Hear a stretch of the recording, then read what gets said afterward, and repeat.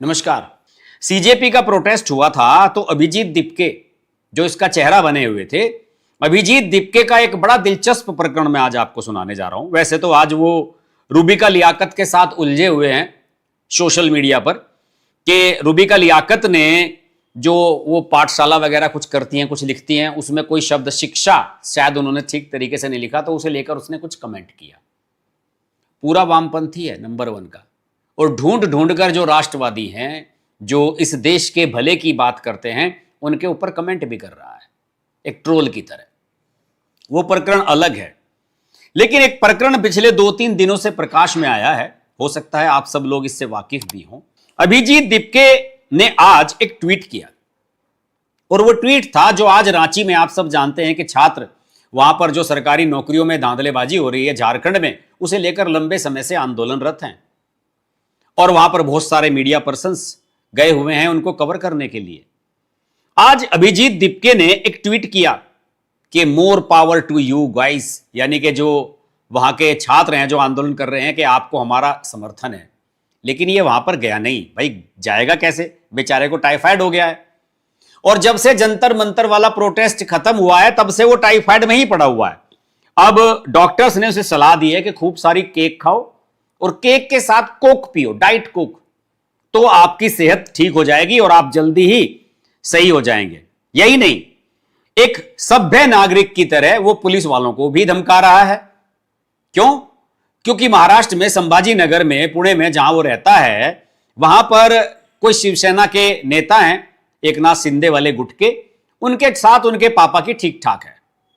तो अभिजीत दीपके को बताया जाता है कि महाराष्ट्र पुलिस की तरफ से सुरक्षा दी गई है, उसके घर के बाहर कुछ पुलिस वाले तैनात रहते हैं, एक सब इंस्पेक्टर पोस्टेड रहता है, और वो इसलिए रहता है पोस्टेड कि उसके ऊपर कोई जानलेवा हमला ना कर दे। हकीकत बता रहा हूं मैं आपको, क्योंकि अगर उसके ऊपर किसी ने हमला कर दिया तो कल को यही कह देंगे भैया बीजेपी वालों ने मेरे ऊपर हमला करा दिया। हकीकत बात है, इसके अलावा और कोई दूसरी बात नहीं आएगी। वो कहेगा कि बीजेपी वालों ने मेरे ऊपर हमला करवा दिया।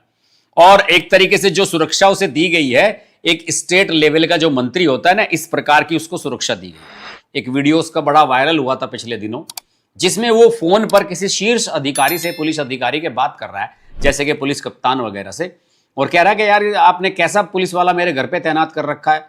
मुझसे मिलने के लिए कोई भी मेरा गेस्ट आता है, कोई मेहमान आता है, तो उससे पूछताछ करने लगता है। अब ये जो पुलिस वाला खड़ा हुआ है यहां पर, एक मामूली पुलिस वाला, ये थोड़ा ही तय करेगा कि मुझसे मिलने कौन आएगा, हटाइए सारी से यहां से। इस तरीके से बात कर रहा है। मैं तो आश्चर्यचकित रह गया दोस्तों। अगर मैं चाहूं कि मुझे सिक्योरिटी लेनी है उत्तर प्रदेश पुलिस की या दिल्ली पुलिस की, तो आप समझ लीजिए कि मुझे मिलेगी नहीं। लेकिन इन जैसे हरामियों को, जो इस देश के खिलाफ बोलते हैं, जो गालियां दिलवाते हैं प्रधानमंत्री को, इन लोगों को सुरक्षा किस स्तर से दी गई है, क्या उसका एक ग्राउंड लेवल पर एक रीजन है, यह मुझे अभी तक समझ में नहीं आया। और मैं आपको बता दूं कि उसने जब ये बात कही किसी वरिष्ठ पुलिस अधिकारी से कि साहब मेरी सुरक्षा हटाइए, मुझे नहीं चाहिए ये, तो आप ये समझ लीजिए कि उसके बावजूद भी सुरक्षा उसकी हटाई नहीं गई है। सोशल मीडिया पर मैंने देखा कि कुछ लोग खबरें चला रहे हैं कि साहब उसकी सुरक्षा हटा दी गई है, लेकिन अभी तक मेरे पास कम से कम इस बात की पुष्टि नहीं हुई है कि उसकी सुरक्षा हटाई गई है।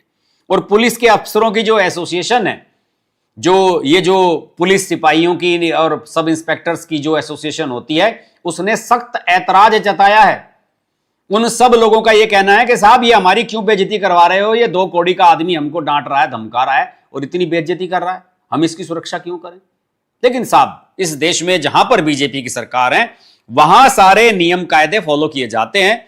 वहां के जो मंत्री होते हैं, मुख्यमंत्री होते हैं, उन सब लोगों को एक आदर्श नेता बनने का कीड़ा लगा रहता है। और यही वजह है कि इनकी सुरक्षा हटाने की जो खबर चली उसकी अभी तक पुष्टि नहीं हुई, और मेरे हिसाब से अभी सुरक्षा अभिजीत दीपके को मिली हुई है। यह महाराष्ट्र की बात है जहां बीजेपी की सरकार है। एक सीधी सी बात कह के बात अपनी खत्म करता हूं दोस्तों, इस देश को सेकुलर बनाए रखने में सबसे ज्यादा हिंदुओं का योगदान है।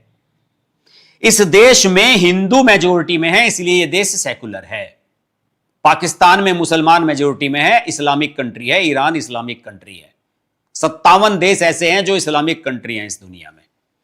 कोई बताइए सेकुलर देश भारत के अलावा, ये जो हमारे संविधान में लिख दिया गया भारत एक धर्मनिरपेक्ष देश है, अगर भारत धर्मनिरपेक्ष देश है तो फिर हिंदुओं का देश कौन सा है इस दुनिया में, ये बताइए मुझे।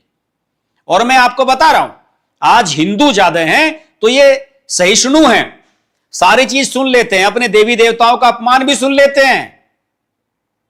आप किसी ऐसे कंट्री में पैगंबर साहब के बारे में कोई टिप्पणी करके दिखाइए, इस्लामिक कंट्री में या कहीं भी, या बांग्लादेश में या पाकिस्तान में, उड़ा दिया जाएगा, साफ कर दिया जाएगा आपको। तो मैं तो सिर्फ यह कहना चाहता हूं कि इस देश को, इस देश के संविधान को, इस देश को सेकुलर बनाने के लिए अगर कोई जिम्मेदार है तो सिर्फ और सिर्फ हिंदू, क्योंकि हिंदू मेजोरिटी में है, जो डिसिप्लिन में रहता है, मान सम्मान करता है, लॉ अबाइडिंग है, कानून को मानता है और देश को अपने धर्म से ऊपर रखता है। आज के वीडियो में इतना ही। वीडियो अच्छा लगे तो हाथ जोड़कर निवेदन है, इसको लाइक करें, शेयर करें। और आप सब लोगों ने अब वीडियो को रिपीट में तो देखना ही बंद कर दिया। पहले हमारे हर वीडियो लाखों लाखों चल रहे थे, अब तो लगता है कि लोग देखना ही नहीं चाहते वीडियो, बस एक बार थोड़ी सी देखी और भाग जाते हैं। आज के वीडियो में इतना ही, कल फिर आपसे मुलाकात होगी। नमस्कार।